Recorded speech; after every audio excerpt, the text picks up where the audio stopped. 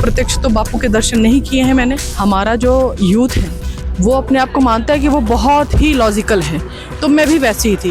एक व्यक्ति में या एक संत में इतने सारे अद्भुत गुण कैसे हो सकते हैं, उसको सब कुछ पता है, सर्वज्ञ कैसे कोई हो सकता है। आपको रिकॉर्डिंग्स मिलेंगी कि लाखों की भीड़ में एक भगदड़ नहीं हो रही है, लेकिन जो जीवन अब बदला है मेरा वो प्रत्यक्ष दिखता है। मुझे कहने की आवश्यकता नहीं, बापू वासुदेव के अवतार हैं।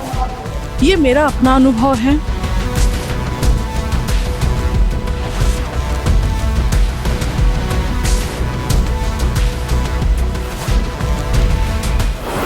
हरिओम, मैं रजिता दुबे लखनऊ से।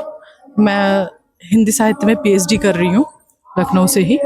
और मैं ये कहना चाहती हूँ बापू जी के विषय में कि जो बहुत पुराने हैं, समाज उनको अंधभक्त तो कह सकता है, लेकिन मैं अपना अनुभव बताती हूँ कि 2018 से शादी के बाद मेरे पतिदेव के यहाँ सब समर्पित थे। और हमारा जो यूथ है वो अपने आप को मानता है कि वो बहुत ही लॉजिकल है, तो मैं भी वैसी ही थी। तो किसी भी चीज़ को बहुत अच्छे से एनालाइज करना, उसको ऑब्जर्व करना, उसके बाद डिसीजन लेना क्या कैसा है।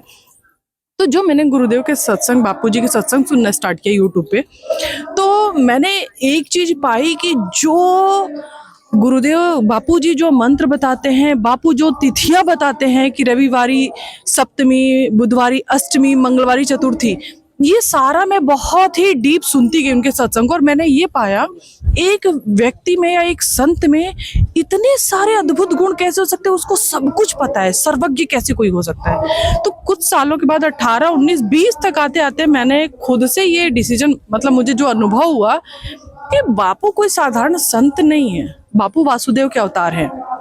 ये मेरा अपना अनुभव है। व्यक्तिगत किसी का कुछ भी हो सकता है, कारण है उसका किसी का अलग कैसे हो सकता है। जब वासुदेव नारायण, जब श्री कृष्ण दुर्योधन के सामने खड़े होते हैं, तो वो कृष्ण दुर्योधन के लिए केवल एक ग्वाला होते हैं, भगवान नहीं होते हैं। लेकिन वही कृष्ण जब अर्जुन के पास जाते हैं तो वो साक्षात वासुदेव होते हैं। और मैं आप लोगों को एक बहुत साधारण सा बताना चाहती हूँ कि अपनी बुद्धि का इस्तेमाल करिए।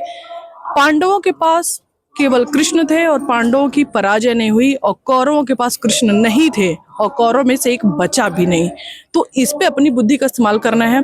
कुप्रचार बहुत होता है, आप स्वयं एक साधारण इंसान होके भी कुछ एक अच्छा कार्य करने लगिए तो उसमें लोग पीछे हटाने के लिए आपको आ जाएंगे। और बापू ने तो बहुत बड़े स्तर पे, इतने बड़े स्तर पे कार्य किया है जो ब्रह्मांड में, इस विश्व में असंभव है। मुझे अंधभक्त कोई इसलिए नहीं कह सकता क्योंकि मैं 18 से बापू से जुड़ी हूँ। प्रत्यक्ष तो बापू के दर्शन नहीं किए हैं मैंने, लेकिन जो मेरा अनुभव, जो जीवन है, बापू से जुड़ने के बाद जो शिक्षा बहुत अच्छी होने लगी जीवन में, एक कहते उच्च मूल्य कैसे आते हैं वो सब आने लगे।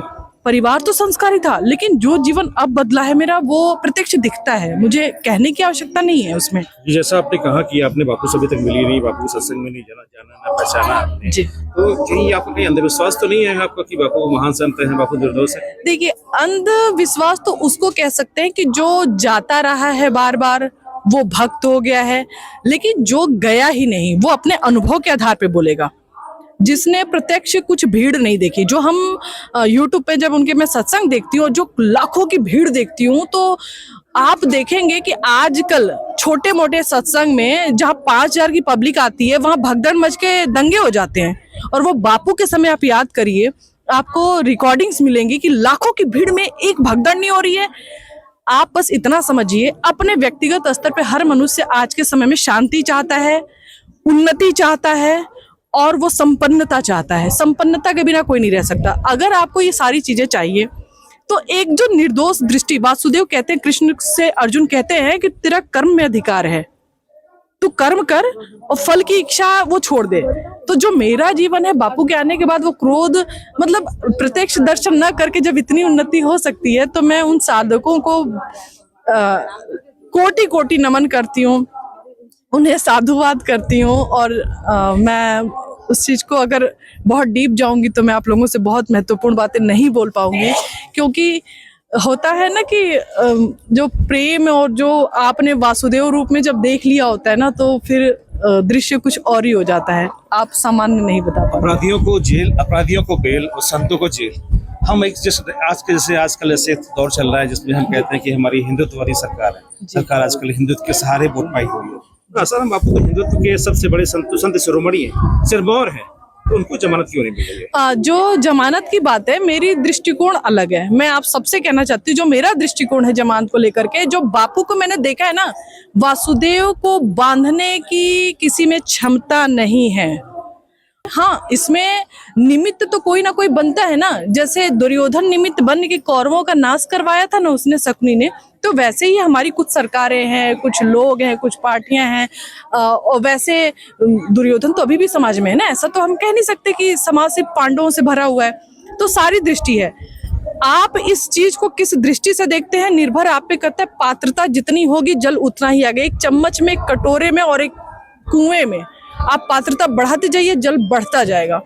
इसलिए जब ये सब चीजें आती हैं कि ये बेल क्यों नहीं हो रही है, बापू कब तक रहेंगे, सजा किसकी क्षमता है उनको सजा दिलाने की? जो आनंद मुझे आ रहा है, जिस आनंद में मेरा जीवन सुधरा है, कि अगर जहां मैं खड़ी होती हूँ तो फिर आप मतलब उसको बखान करने की आवश्यकता नहीं पड़ती है। और जैसे सूरज को हम दिया क्या दिखाएंगे, तो जो भी चीजें दिख रही हैं वो निमित्त मात्र हैं। आप अपनी बुद्धि बदलिए, अपनी दृष्टि बदलिए, और बापू तो वासुदेव है साक्षात।